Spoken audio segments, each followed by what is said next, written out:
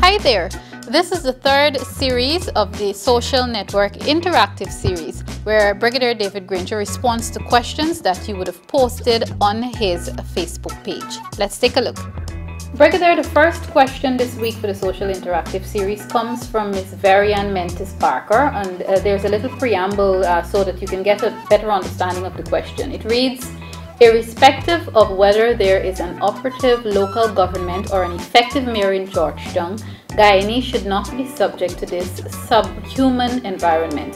This does not only violate the people's constitutional right to happiness and a disease-free environment as delineated in the 1980 Constitution with 1996 reforms, the apparent tool for measurement and justification of activity that affects the nation, but it negates the aid given by World Health Organizations to fight communicable diseases borne by the systemic allowance of the accumulation of filth.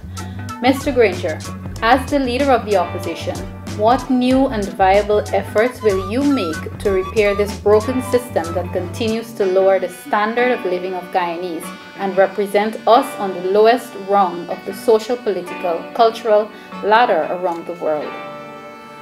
That's a very good question, but the answer is very complicated. To start with, the system didn't become broken by itself. It was deliberately fractured because of a conflict between the central government and the municipal government.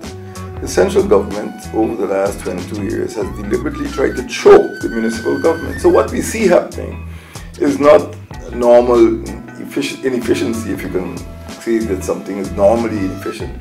What you see is the result of conflict. What you see is a decision by the central government to prevent the municipal government from succeeding. And 4 years ago, we had a remarkable statement by Minister of Local Government and Regional Development, Kalawan Lal, and you should read that statement very carefully because he actually hoped that there would be a health crisis in Georgetown because it would show that the municipality was inefficient.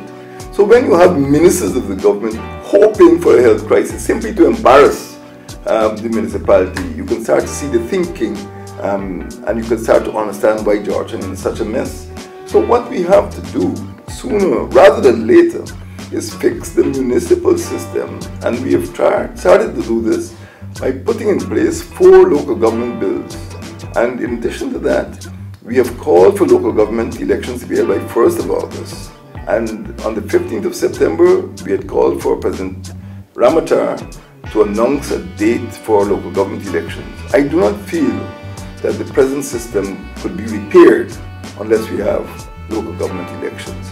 So what we're seeing is the classical situation in which while the elephants fight, the grass suffers.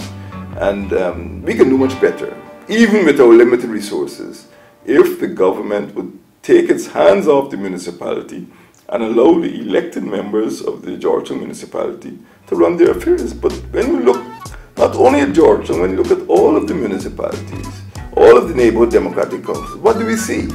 We see a situation in which the central government, the Minister of Local Government and Regional Development from the time of Clinton Collymore through Kalawan Lal, through Granger Prasad, now to Norman Whitaker, they've gone around the country uprooting the remnants of elected neighborhoods and towns and implanting PPP diehards.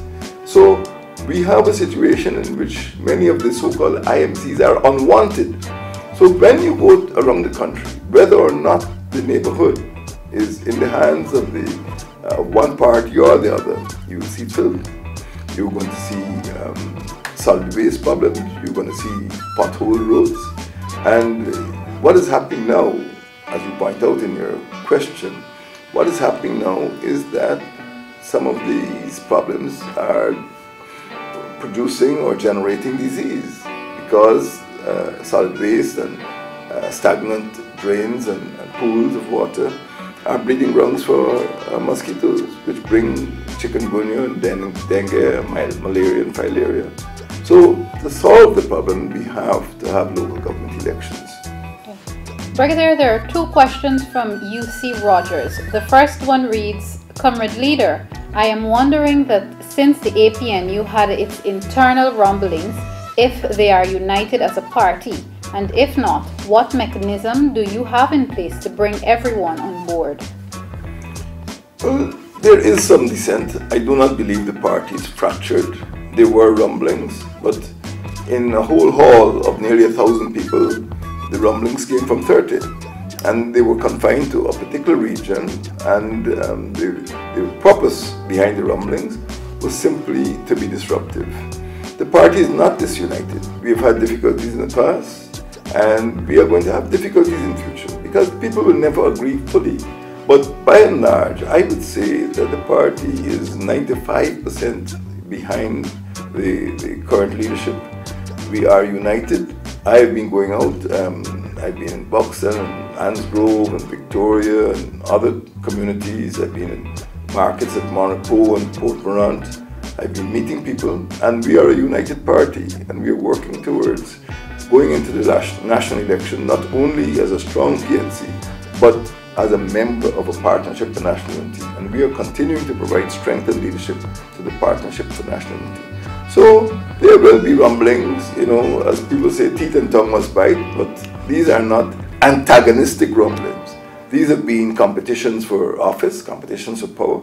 And now that the elections are over, you see that the rumblings have ended.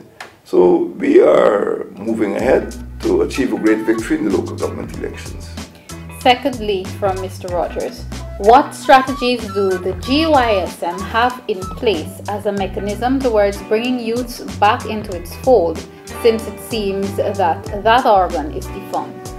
The GYSM is a vital arm of the People's National Congress, and they are the pioneers in campaigning. In fact, the present local government campaign was launched by the Guyana Youth and Student Movement, and there are many members who work hard and who go out and campaign. It is true that many young people are students. Many of them prefer some other forms of communication, for example, through the social media. And you would not see these large street corner rallies, but it is simply because times have changed. But every month, every week, you see the YSM going out. In fact, those of you who live in Georgetown would know that there's a regular pattern of rallies at Starbuck Square, and those are normally managed by the YSM, not only Starbuck Square, other parts of Georgetown. The YSM has its own television program, and they put out their points of view to the community. So they're very active, they continue to recruit, people continue to grow old and leave the YSM. So I suppose it could be like a sort of transition organization. But we feel we're very satisfied with the work that they've been doing. It's always possible to demand more. But as time goes by, you will see the YSM functioning even more efficiently. I do believe that more young people are starting to understand this is not the age of ideology. This is not the age of great leaders. Young people are asking questions, and to the extent that we can provide answers to those questions, to those young people, I think there'll be greater membership. I was very energized, I can almost say electrified, 3 or 4 years ago when the young people came out in support of the People's National Congress. Because people normally think of young people as being apathetic and they don't want to get involved in politics. They're wrong. The young people were going through villages and waking up their elders, and they are fully engaged in party politics. The final question on this week's interactive series, sir, comes from Latoya Bunbury. Does your party have a plan to capture and secure the East Indian electorate? Our party has always been a multi-ethnic party, and we have always had Indians in our party at various levels, ordinary grassroots level, and of course when you're in government at the ministerial level, and right now at the level of Central Executive Committee, the level of the party administration.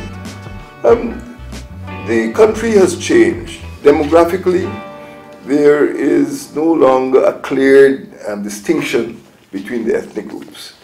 I would reckon that maybe 4 out of every 10 Guyanese considers himself or herself to be mixed. And we have to stop thinking about capturing another ethnic group. The second thing I'd like to say in response to this question is that we call ourselves a Partnership for National Unity because we are a Partnership for National Unity. And by national unity, we mean that every citizen of this country, regardless of his or her ethnic origin, must feel part of one nation. They must feel they'll be able to have their interests represented.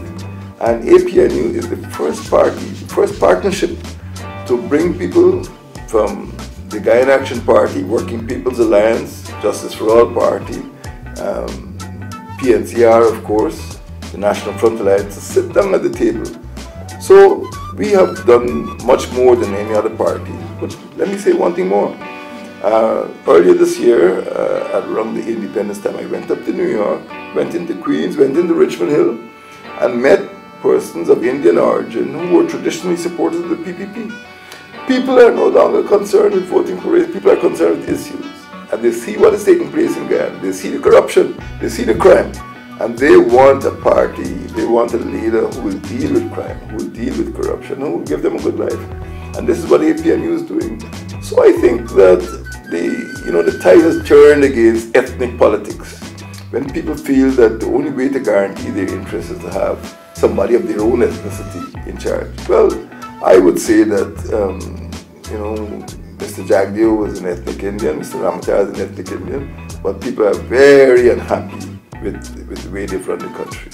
What we want, is a president who cares for all Guyanese, and let me close by saying an old Chinese proverb: it doesn't matter if it's a black cat or a white cat.